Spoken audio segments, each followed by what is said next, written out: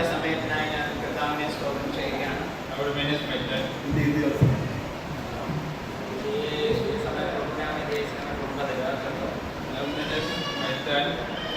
ഞാൻ എൻ്റെ സമയത്തെ നിയന്ത്രിച്ചു കൊള്ളാം. So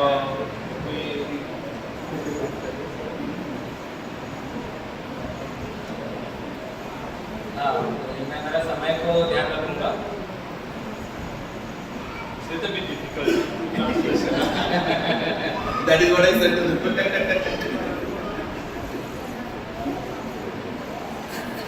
So anyway, from yesterday we were discussed about the purpose of the oneness.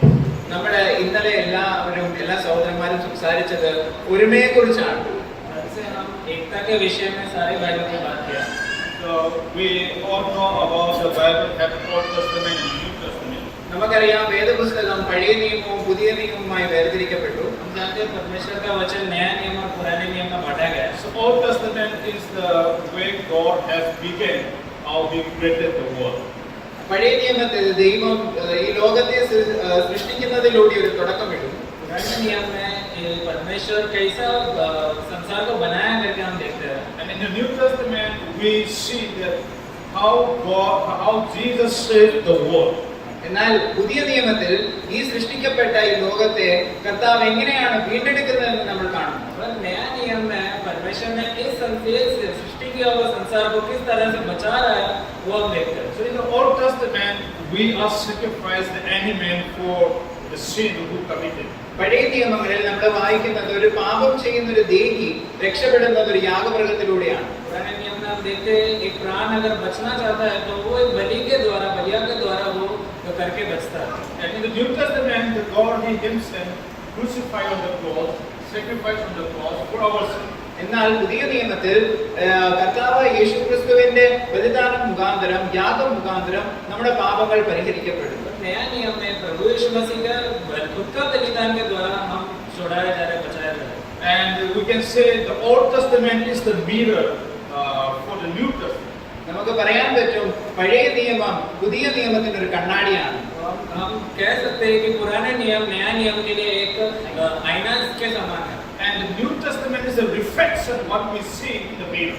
എന്നാൽ പുതിയ നിയമം എന്ന് പറയുന്നത് നമ്മൾ പുതിയ നിയമം ഒരു റിഫ്ലക്ഷൻ ആണ്, ഒരു മിററിൽ കാണുന്ന കണ്ണാടിയിൽ കാണുന്ന പ്രതിബിംബമാണ്. तो हम नया नियम में देखते समय में वो आईने में जब भी देखते हैं उसका सच्चाई हम नया नियम में देख सकते हैं. So प्रतिरूप को देख सकते हैं. So in the morning, Uncle, we see Matthew was sharing about the law and the grace. സംസാരിച്ചപ്പോൾ കൃപയും അനുഗ്രഹത്തെ കുറിച്ചും ന്യായപ്രമാണത്തെയും അനുഗ്രഹത്തെ കുറിച്ചും സംസാരിച്ചു. सुने व्यवस्था और अनुग्रह के बारे में. So Old Testament was bound by the law that we cannot apart from here and you cannot go away from here. ന്യായപ്രമാണം മുഴുവനും പഴയ നിയമം മുഴുവനും ന്യായപ്രമാണത്താൽ ബന്ധപ്പെട്ടിരിക്കുന്നത് കൊണ്ട് ന്യായപ്രമാണത്തിന് വെളിയിലോ പോകാതിരിക്കാൻ തക്കവണ്ണം ബന്ധപ്പെട്ടിരിക്കുകയാണ്. पुराने नियम में पुराना नियम पूरा व्यवस्था के अधीन पर व्यवस्था से बंधा गया था. And now we are the grace period. എന്നാൽ നമ്മൾ കൃപയുടെ യുഗത്തിലായിരിക്കുമ്പോൾ अभी हम अनुग्रह के युग में हैं. And we can say the age of the church age. എന്നാൽ ഇത് സഭായുഗമാണെന്ന് നമുക്കറിയാം. हम जानते हैं ये कलीसिया का युग है.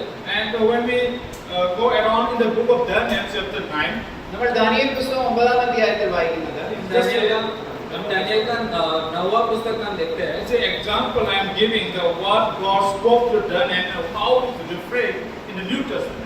ദാനിയേലിനോട് ദൈവം സംസാരിച്ചത് പുതിയ നിയമത്തിൽ എങ്ങനെയാണ് അത് പ്രതിബിംബിക്കുന്നത് നമുക്ക് കാണാൻ പറ്റും. हम देखते हैं कि दानियल से जैसा जो परमेश्वर ने बात किया वो नया नियम में किस तरह से बात कर रहा है हम देखेंगे. And when we see about Daniel chapter 9 verse 25, we will not read because we have shortest time.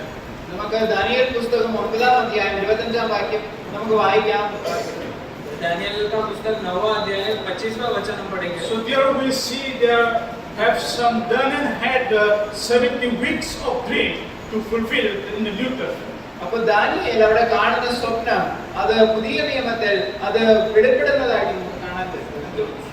70 ആഴ്ച तो दानियल का पुस्तक में हम देखते हैं, दानियल सपना देखते समय में वो 70 हफ्ते को देखता था जो नया नियम में पूर्तिकरण हो रहा है. So in the verse 25 it's clearly mentioned that the 69 week has completed from the Old Testament to the New Testament.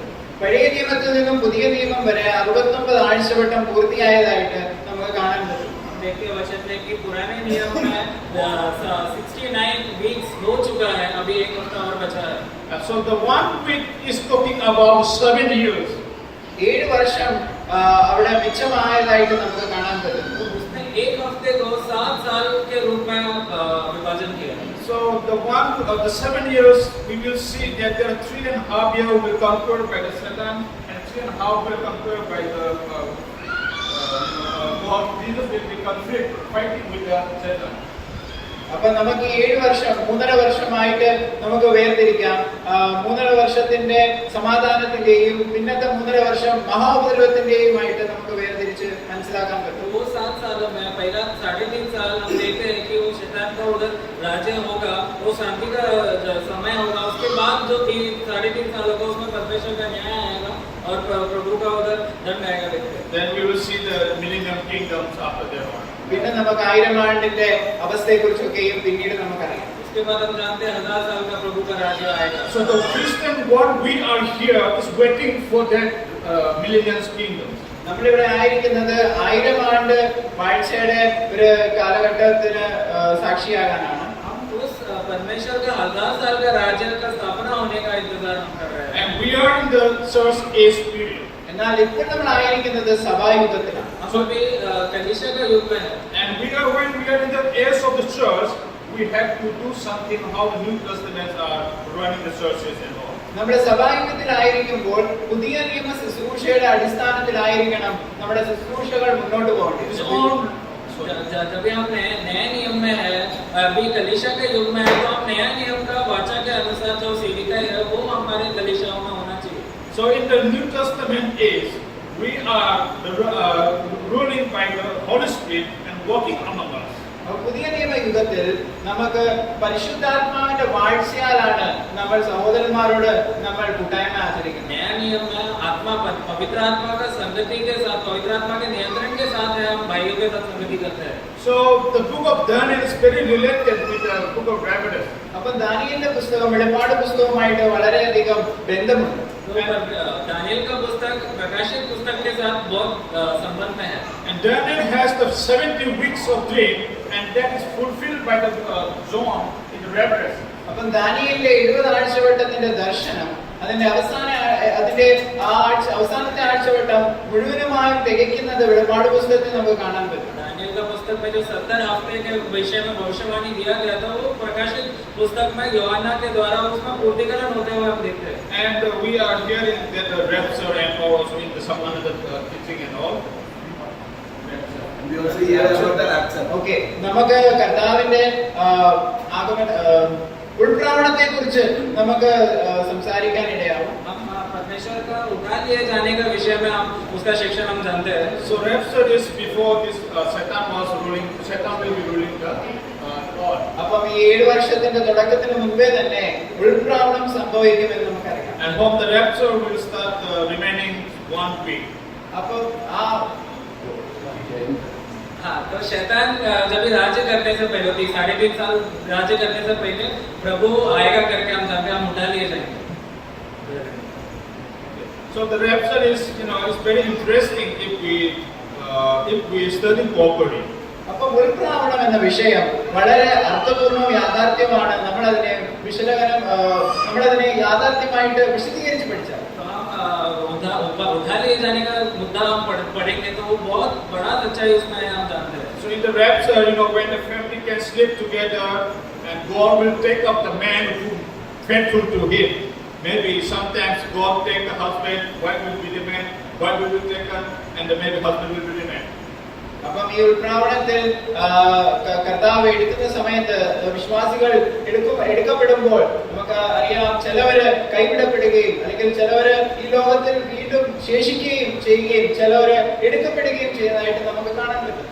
लिए जाने के विषय में हम देखते समय में जो प्रभु के लिए विश्वासी योग्यता से जी रहा है, अगर विश्वासी योग्यता में है प्रभु उनको लेने के लिए वापस आ रहा है और उन लोग उठा लिए जाएंगे और जो लोग नहीं कर रहे विश्वास प्रभु पर वो लोग वापस इधर ही रहेंगे करके हम वचन में देखते हैं. And the 3.5 years will be torture you according to your faith and then what you are in the heart. പിന്നെ 3.5 വർഷത്തിന്റെ ഈ പീഡനത്തിൽ നമുക്ക് മനസ്സിലാകുന്നത് ഈ പീഡനത്തിൽ വളരെയധികം സാത്താൻ തന്റെ ശുശ്രൂഷ അല്ലെങ്കിൽ തന്റേതായ മണ്ഡലത്തിൽ താൻ ഈ 3.5 വർഷം ഭരിക്കും എന്ന് നമുക്കറിയാം. हम जानते हैं बाकी तो 3.5 साल के लिए शैतान राज्य करके उधर पीड़ा लाएगा. So my point will be here that the Old Testament is the mirror for the New Testament. അപ്പോൾ പഴയ നിയമം എന്ന് പറയുന്നത് പുതിയ നിയമത്തിന് ഒരു കണ്ണാടിയാണ്. हम जानते हैं पुराने नियम एक आईने के स्वरूप है जो नया नियम के लोगों के लिए है. Not only that, when the Jesus before born, the Isaiah was prophesied in the Old Testament. അപ്പം കർത്താവ് യേശുക്രിസ്തുവിന്റെ ജനനത്തിന് മുൻപേ തന്നെ ഈ കാര്യം യെശയ്യാ പ്രവാചകൻ മുഖാന്തരം പ്രവചിച്ചതാണ്. When we read Isaiah chapter 9, when we read Isaiah chapter 9, we will see it. यशायाह का पुस्तक 9वां अध्याय में यीशु मसीह जन्म लेने से बहुत सालों पहले यशायाह ने उधर भविष्यवाणी कर दिया. And then in the gospel we see that how Jesus came on. എന്നിട്ട് സുവിശേഷങ്ങളിൽ കർത്താവ് എങ്ങനെയാണ് വന്നത് എന്നതിനെ കുറിച്ചൊക്കെയും പറഞ്ഞിട്ടുണ്ട്. तो और सुसमाचार के पुस्तक में हम देखते हैं यीशु मसीह कैसे आया, कैसे जन्म लिया और इस भूमि में था. So the purpose of the oneness is be union in Christ. അപ്പം ഒരുമ എന്ന് പറയുന്നത് ക്രിസ്തുവിനോട് കൂടെ ഒന്നായി ചേരുക എന്നതാണ്. एकता का विषय जब बोलते समय में हम मसीह के साथ कैसे एक हो रहे हैं उस विषय में. So when we read the book of Acts chapter 4, we read together the book of Acts chapter 4 verse 32 to 37. അപ്പോസ്തലപ്രവൃത്തി 4-ാം അധ്യായം അതിന്റെ 32 തൊട്ട് 37 വരെയുള്ള വാക്യങ്ങൾ. प्रेरितों का पुस्तक 4वां अध्याय 32 से लेकर 37 तक.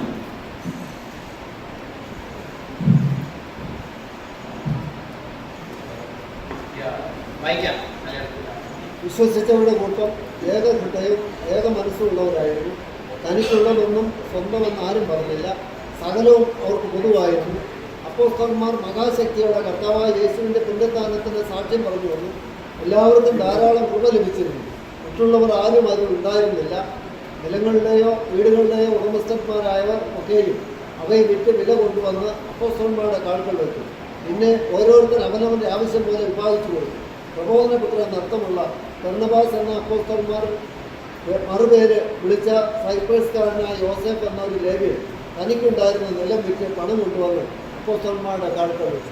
So verse 32 is talking about the unity. Believers are group unity in the mind and the heart in the one congregation. അപ്പം കൂടി വന്നവർ, വിശ്വസിക്കുന്ന കൂട്ടർ കൂടി വന്നവർ ഒരു ഹൃദയമുള്ളവരായി, ഒരു പ്രാണൻ അല്ലെങ്കിൽ ഒരു സോൾ ഉള്ളവരായി അവര് തീരുകയാണ്. ഇവിടെ 32-ാമത്തെ വാക്യം. 32 में हम देखते हैं कि जो लोग विश्वास किए जब वो लोग इकट्ठे हुए, वो लोग एक ही हृदय में और एक ही मन में वो लोग इकट्ठे किए हुए दिखते हैं. So when the church people are standing in unity for the Christ, then the man who work for the gospel has also witnessed day by day, encouraging the work day by day. അപ്പം നമ്മൾ ഈ ഒരുമയിൽ സഹോദരന്മാർ ഒന്നിച്ചു പോകുമ്പോൾ ഓരോ നമ്മുടെ സഭയിലുള്ള സുവിശേഷകന്മാര് അവരെ ശുശ്രൂഷിച്ചുകൊണ്ടിരിക്കുമ്പോൾ പോലും ഈ ഒരുമയുടെ അടിസ്ഥാനത്തിലാണ് അവർ മുന്നോട്ട് പോകുന്നത്. जब प्रभु का सुसमाचार बांटने के लिए जाते समय भी इसी एकता का संगति में है वो लोग जाकर सुसमाचार बांटते हैं. And when you see in the book of Matthew chapter 16, Mathai സുവിശേഷം 16-ാം അധ്യായം 18-ാമത്തെ വാക്യം. मत्ती का पुस्तक 16 अध्याय 18वां वचन. Jesus himself promised to the Peter that I will build the church on this rock.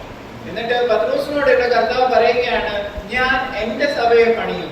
So पतरस को यीशु मसीह बोलता है कि मैं मेरा कलीसिया को बांधूंगा. So when we read the Bible, we have to have some three concepts in our mind. നമ്മുടെ നമുക്ക് മൂന്ന് തരത്തിലുള്ള അണ്ടർസ്റ്റാൻഡിങ് നമ്മൾ ഈ വചനം വായിക്കുമ്പോൾ നമുക്ക് കിട്ടണം. तीन तरीके का एक सोच हमारे पास होना चाहिए, समझ होना चाहिए ये वचन पढ़ते समय. Past, present and future. നമുക്ക് ഭൂതകാലവും വർത്തമാനകാലവും ഭവിഷ്യകാലവും. भूतकाल, वर्तमान काल और भविष्य काल. And most of the time when we see that when the Jesus used I is a singular we find from the Bible. അപ്പം എപ്പോഴെങ്കിലും കർത്താവ് ഞാൻ എന്ന് പറയുന്ന ഓരോ പദങ്ങളിലും ഏകവചനമായിട്ട് അത് പരാമർശിക്കപ്പെടും. मैं बांधूंगा जब बोलते समय में, मैं बोलते समय में प्रभु एक वचन के रूप में बोल रहा. Then when Jesus is speaking about the I will build the church. എന്നിട്ട് കർത്താവിനോട് പറയുകയാണ് ഞാൻ എന്റെ സഭയെ പണിയും. प्रभु ने कह रहा मैं मेरा कलीसिया को बांधूंगा. Who promised that? Jesus promised to his disciples. ഈ കർത്താവ് ഈ പത്രോസിനോട് അല്ലെങ്കിൽ ശിഷ്യന്മാരോട് ഈ കാര്യം ഉറപ്പിച്ചു പറയുകയാണ്.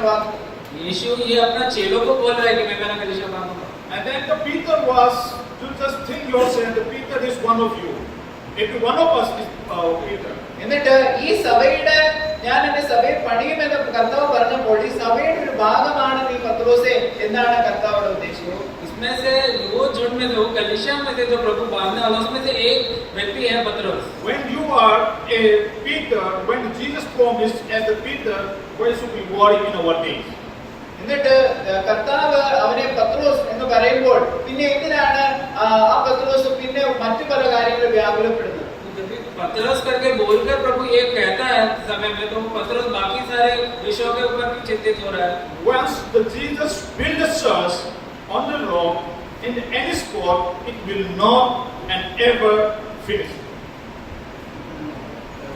Will be remain. കർത്താവ് തന്റെ സഭയെ ആ പാറമേൽ പണിയുന്നതിന് ശേഷം പിന്നെ അതിന്റെ അടിസ്ഥാനം ഒരിക്കലും പിന്നെ ഇളകത്തില്ല. जब भी कलीसिया जब परमेश्वर कलीसिया को बांधते समय में वो कलीसिया उधर स्थिर रहेगा, वो हटेगा नहीं. And then somebody saying maybe thought the church is the building. ചിലർ വിചാരിക്കും സഭ എന്ന് പറയുന്നത് ഒരു ബിൽഡിംഗ് ആണ്. बहुत लोगों को ऐसा लगता है कि कलीसिया मतलब एक इमारत है जो बांध के रखे. The church is the you, particularly a singular that Jesus spoken here. അപ്പം സഭ എന്ന് പറയുന്നത് ഒരു കെട്ടിടമല്ല, എന്നാൽ സഭ എന്ന് പറയുന്നത് നമ്മൾ ഓരോരുത്തരുമാണ്. तो कलीसिया बोलते समय में इधर एक वचन में जब प्रभु बोलते समय में हर एक जनों को प्रभु देखकर प्रभु कलीसिया करके बांधूंगा करके बोल रहे हैं. So as God is us, we are the church, and why should we are worried for our days? അപ്പം കർത്താവ് സഭയെ പണിയുമെന്ന് പറയുമ്പോൾ തന്നെ അതിന്റെ ഭാഗമാകുന്ന നമ്മൾ പിന്നെ എന്തിനാണ് നമ്മൾ വ്യാകുലപ്പെടുന്നത്? हर एक लोग जो कलीसिया में है, कलीसिया है बोलते समय में हम क्यों व्याकुल होते हैं बहुत सारे तकलीफों में? So when we go to the book of Acts, നമ്മൾ വീണ്ടും അപ്പോസ്തല പ്രവൃത്തിയിലേക്ക് മടങ്ങിയാൽ and the book of Acts is teaching about how the churches will be growing in Christ. तो प्रेरितों का पुस्तक पढ़ते समय में कैसा एक कलीसिया मसीह में बढ़ेगा करके हम देखते हैं. ഈ എങ്ങനെയാണ് സഭ ഈ അപ്പോസ്തല പ്രവൃത്തിയുടെ പുസ്തകങ്ങളിൽ എങ്ങനെയാണ് വളർച്ച പ്രാപിക്കുന്നത് നമുക്ക് കാണാൻ പറ്റും. So without God, the church cannot be growing. സഭ ഈ കർത്താവ് അല്ലാതെ ഒരിക്കലും സഭയ്ക്ക് മുന്നോട്ട് ഒരു പണിയില്ല. परमेश्वर के अलावा कलीसिया कभी बढ़ेगा नहीं. And not our ability, not our capacity cannot be run the church. നമ്മുടെ കഴിവോ നമ്മുടെ പ്രാഗൽഭ്യമോ അല്ല ഒരു സഭയെ നിയന്ത്രിക്കുകയും മുന്നോട്ട് കൊണ്ടുപോവുകയും ചെയ്യുന്നത്. हमारा काबिलियत और हमारा प्रूफी के वजह से कभी कलीसिया बढ़ेगा नहीं. And the growing the church is needed. All the church members and the pastor, whoever elder of the church, need to put hands together and work together. സഭയുടെ വളർച്ചയ്ക്ക് വളരെ അത്യന്താപേക്ഷിതമായ കാര്യം അവിടെ ശുശ്രൂഷിക്കുന്ന ഓരോ സഹോദരന്മാർ അവർ കൈകോർത്ത് ഒന്നായി നിൽക്കുക എന്നതാണ്. तो कलीसिया का एकदम मुद्दा बात ये है कि हर एक भाई को जो सेविकाएं कर रहे हैं कलीसिया में, हर एक देशक लोग हैं, सब लोग एकता में एक ही साथ दृढ़ होकर कलीसिया को बढ़ाना. So the church should be growing when we are put hands together and work together for the glory of God. സഭയുടെ വളർച്ച നമ്മൾ ഓരോ സഹോദരന്മാരും ഓരോ ശുശ്രൂഷകന്മാരും കൈകോർത്ത് ഒന്നിച്ച് നടക്കുമ്പോഴാണ്. कलीसिया का बढ़ोतरी जब भी भाई लोग एक होकर एकत्र मिलकर एक ही साथ चलते समय में होता है. And growing the church is not only elder of the church can speak and preaching the gospel. അപ്പം സഭയുടെ വളർച്ച ഉണ്ടാകുന്നത് ഒരു മൂപ്പനോ അല്ലെങ്കിൽ ഒരു പാസ്റ്ററോ മാത്രം സംസാരിക്കുന്നതില്ല.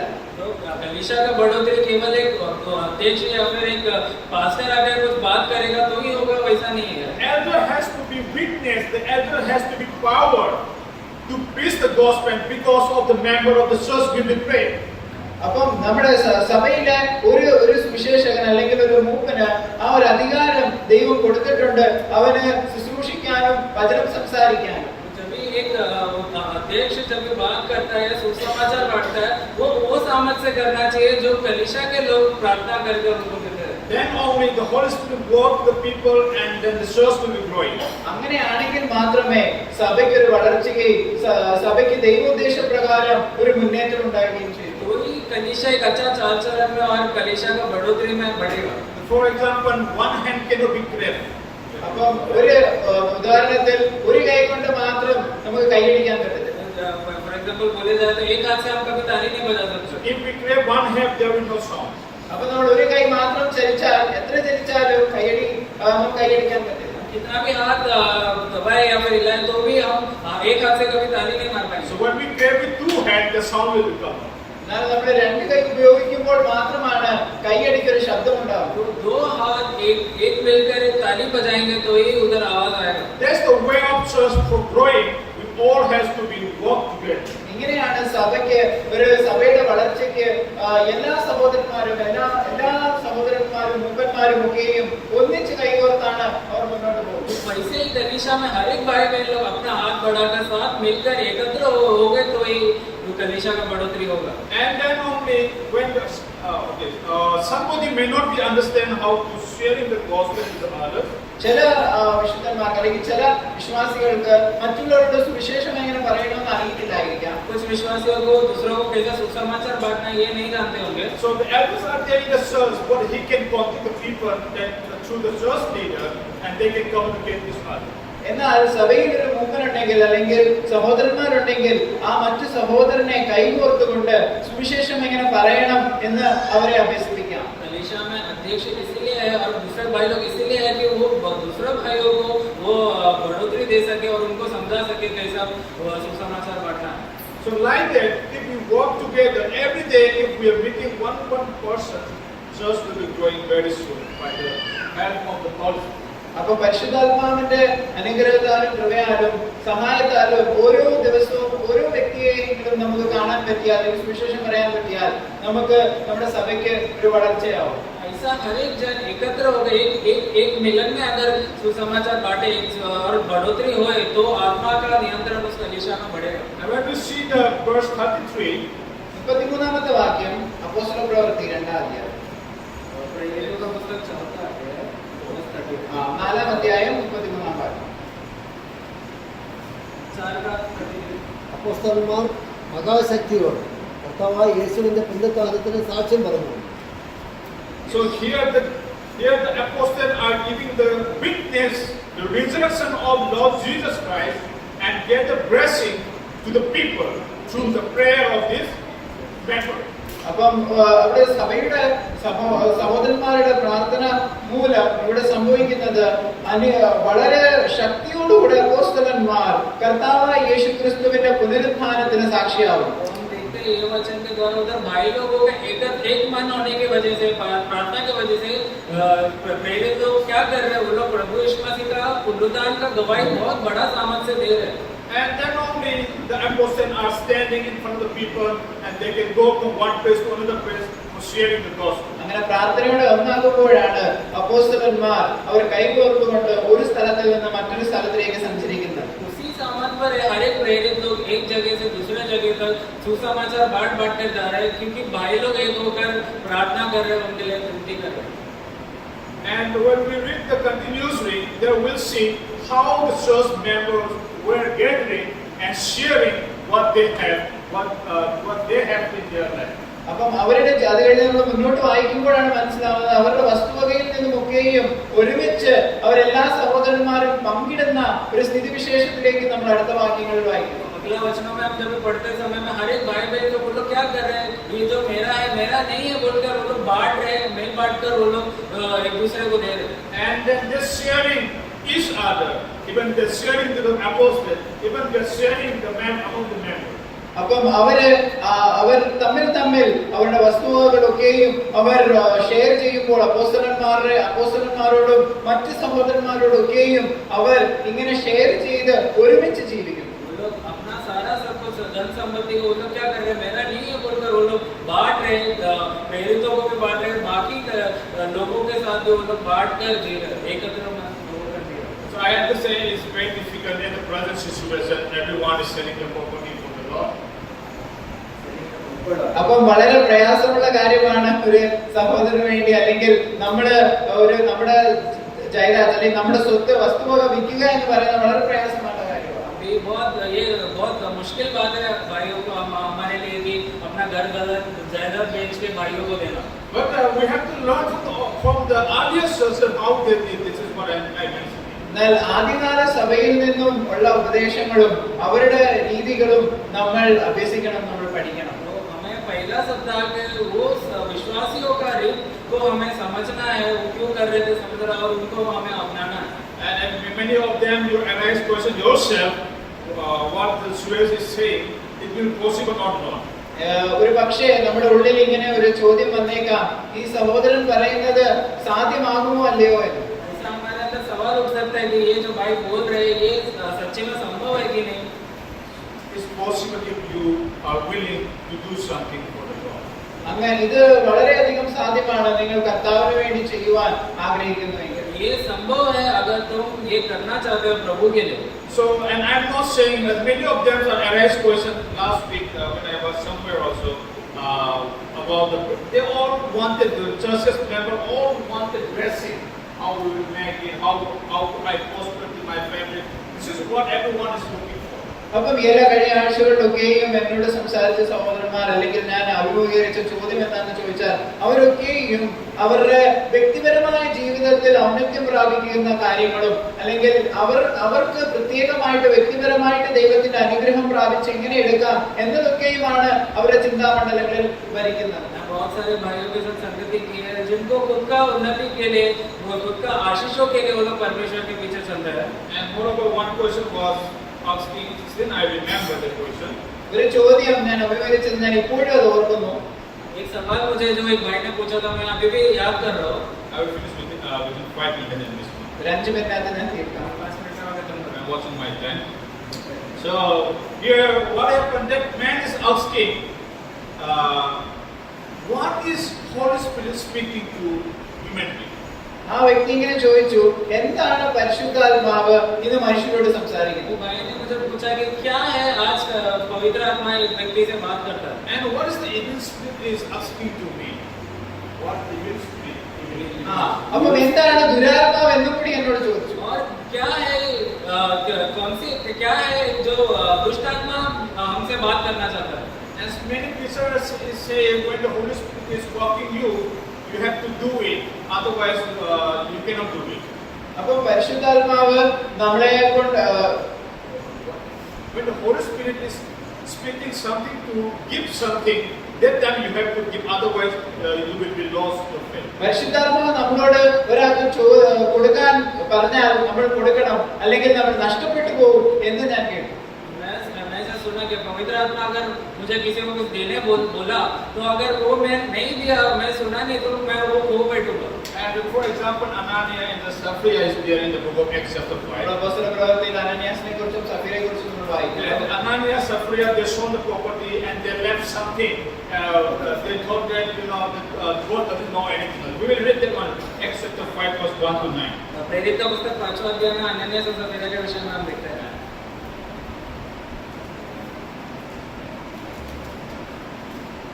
അപ്പോസ്തല പ്രവൃത്തി 5-ാം അധ്യായം 1-ാമത്തെ വാക്യം. 5 का 1 से पढ़ेंगे. എന്നാൽ അനന്യാസ് എന്ന പേരുള്ള ഒരു പുരുഷൻ തന്റെ ഭാര്യയായ സഫീരയോടുകൂടെ ഒരു നിലം വിറ്റു. ഭാര്യയുടെ അറിവോടെ വിലയിൽ കുറെ എടുത്തു വെച്ച് ഒരംശം കൊണ്ടുവന്നു അപ്പോസ്തലന്മാരുടെ കാൽക്കൽ. അപ്പോൾ പത്രോസ്, അനന്യാസേ, പരിശുദ്ധാത്മാവിനോട് വ്യാജം കാണിപ്പാനും നിലത്തിന്റെ വിലയിൽ കുറെ എടുത്തു വെപ്പാനും സാത്താൻ നിന്റെ ഹൃദയം കൈവശമാക്കിയതുണ്ട്.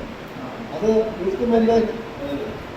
So here we see how Sapphira, Ananias, they were both died in here. അനന്യാസിന്റെയും സഫീരയുടെയും മരണത്തെക്കുറിച്ച് നമ്മളിവിടെ വായിക്കുകയാണ്. That is the evil spirit is working on you. तो हम ये पुस्तक में अध्याय में हम देखते हैं अनन्यास और सफीरा कैसे वो लोग मरते हैं. കാരണം എന്താ?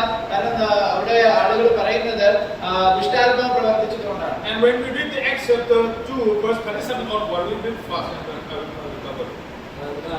प्रेरित 2 का 37. അപ്പോസ്തലപ്രവൃത്തി 2-ാം 43. 43-ാം വാക്യം. എല്ലാവർക്കും ഭയമായി. അപ്പോസ്തലന്മാരാൽ ഏറിയ അത്ഭുതങ്ങളും അടയാളങ്ങളും നടന്നു. വിശ്വസിച്ചവർ എല്ലാവരും ഒരുമിച്ചിരുന്ന് സകലവും പൊതുവാക എന്ന് എണ്ണുകയും മതി, മതി. So this is the working of the Holy Spirit in you, what Holy Spirit spoke to you. This is the fellowship what they did to people. അപ്പം ആദ്യകാല സഭകൾ അവർ ഇങ്ങനെ പരിശുദ്ധാത്മാവിനോടുകൂടെ ഒന്നായി ചേർന്നുകൊണ്ട് അവരിങ്ങനെ ശുശ്രൂഷിച്ച് ചെയ്തതുകൊണ്ട് വളരെയധികം ഭയം അവരിലേക്ക് വരികയുണ്ടായി. उधर वचन हम देखते हैं, क्योंकि ये पवित्र आत्मा से वो लोग बातें सुनते थे, इसलिए वो लोग बहस और ये विश्वास में और भी अधिक बड़े दृढ़ हुए. And then only we will get the prosperity from the God, not from the human beings. അങ്ങനെ മാത്രമേ നമുക്ക് കർത്താവിൽ നിന്നും അഭിവൃദ്ധി പ്രാപിക്കുകയുള്ളൂ, മനുഷ്യരിൽ നിന്നല്ല. कोई हमें प्रभु में बढ़ोतरी मिलेगा, संसार में नहीं. So this is what we are short discussing today, and I hope everyone is understanding. So may God bless you for this.